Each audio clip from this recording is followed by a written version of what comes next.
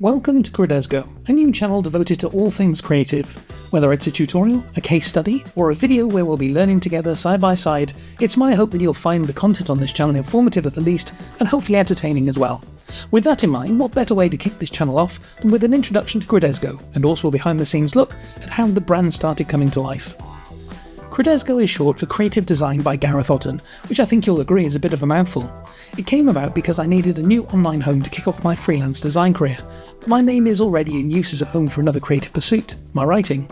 Of course, I can't let this opportunity for a shameless plug pass me by, so if you're interested in reading a completed 5-book fantasy adventure where an out-of-his-depth history teacher from Cardiff finds himself way over his head as ghosts meet world-changing magic, then please go check out my books at gareth-otten.com or look me up on Amazon. Right, enough of that, back to business.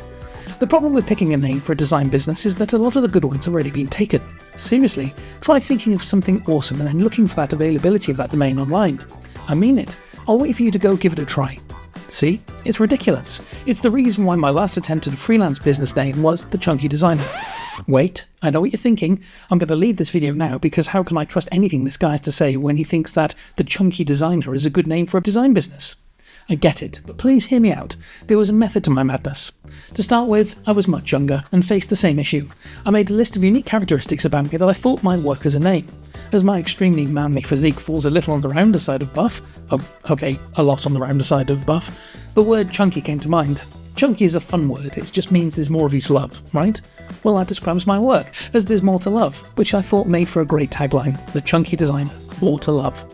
Then my mind started spinning and I had the idea of creating promotional materials with chunky related gimmicks like I'm with Chunky on a sticker or a t-shirt, and my inner child thought that was hilarious and I ran with the idea. So putting all that behind me for now, this time I tried to come up with something different. After some trial and error with a lot of new names that I loved but couldn't use, I finally stumbled across Credesgo, and guess what? When you search for it on Google, you don't get any results. I could easily secure the .com domain as no one has ever put these letters together before and thought to use them in a professional setting. It's something unique, without any baggage, so I can make of it what I want. The more I said the word, the more I liked it. So Credesgo was born. My process for designing a logo starts on Procreate on the iPad Pro, my favourite drawing tool of choice these days. Here I just start laying out ideas as quick as they come to me, until some catch my interest enough that I want to work them up further. The only thing I have in mind is that I'm not trying to think of what's trendy right now, but instead just what works well as a concept or will look good as a shape. Trends can always be adapted to later, but a good concept or simple shape stands the test of time. Think the Nike swoosh or the Apple of the Apple logo. The shape of those logos is what's important, the trends can be applied later. This part of the process is very intuitive for me. I'm not overthinking any of these ideas, I'm just sketching them out as fast as they come to my mind and iterating on what I think works and moving on from what clearly doesn't. Once I have a few ideas I want to work up a bit more, I pop over to Adobe Illustrator to see if they still work when they're not in sketch form. It's amazing how your mind can trick you into thinking a sketch looks good, only to have the actual design fall far short of the mark.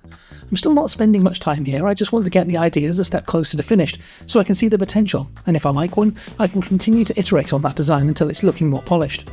As you can see, sometimes I accidentally stumble across an idea I like in Illustrator, and I will see if I can make it work here, still working as quickly as possible. I actually felt I had something here with this concept, which is why I kept working on it, but I also felt myself getting focused too early on iterating a design before it's ready, and I knew it would be best to move on to something completely different. To force my mind out of that idea that had caught my attention, I like a good old mind map to spark some new ideas. I'm just doing a simple word association as quick as I possibly can, hoping to spark an idea of something to play off. I'm not sold on any of the ideas, no problems. I just put a new core phrase to work from, this time multidiscipline designer, and I start on the process over again.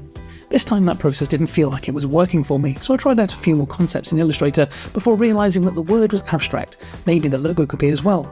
I quite like the idea of breaking a word that was already broken down from a larger phrase into something even smaller, in this case CDGO, and then using those letters to create something interesting. Here you can see some of these sketches turning green. This is something I will do when I have identified a design I want to work up later, but I want to keep the creative juices flowing while I'm still in the zone before I'm committed to it. I could tell from the sketch phrase that I liked what was happening and this was the direction I wanted to go. So, this time when I headed back over to Illustrator, I was willing to put in a bit more time into developing these designs. That often involves doing something over and over with just a slight tweak each time to try and get closer to something that I thought worked, even going back to the sketch level when I just couldn't get the concept to fit just right. Where the logo finally clicked for me was when I came across this shape that felt like it could have been drawn with just one line, starting with the straight part of the D, flowing back round to the C, and then along the path right the way to the end. If you know to look for it, you can still see the C, D, G and O, but it also makes for what I think is a pretty intriguing shape on its own.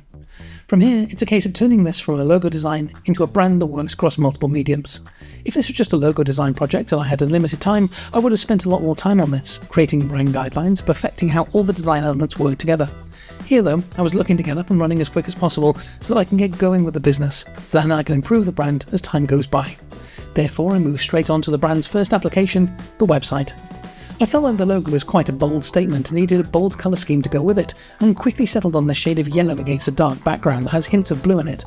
I took these two colours into Adobe XD and quickly created a colour palette by using the colours I had chosen as a base and creating new versions that were marginally brighter and darker using the brightness setting of the HSB colour value. Once the colours were in place, I start laying out some quick designs for how I would like the website to look. Again, I'm taking a different approach here for myself than I would for a client.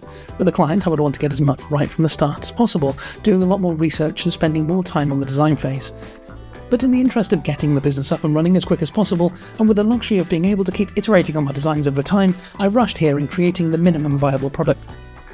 Like with the logo design, I'm just laying out ideas as quick as possible until I find one that I think works. Then I iterate on that idea until I'm confident I have something I can work from. Normally I would continue to develop the idea in XD and make sure I had it perfect. Once I had a concept I liked here, in this case the abstract blocky containers really caught my attention, I jumped straight into Visual Studio and started building the site. And here's the finished result.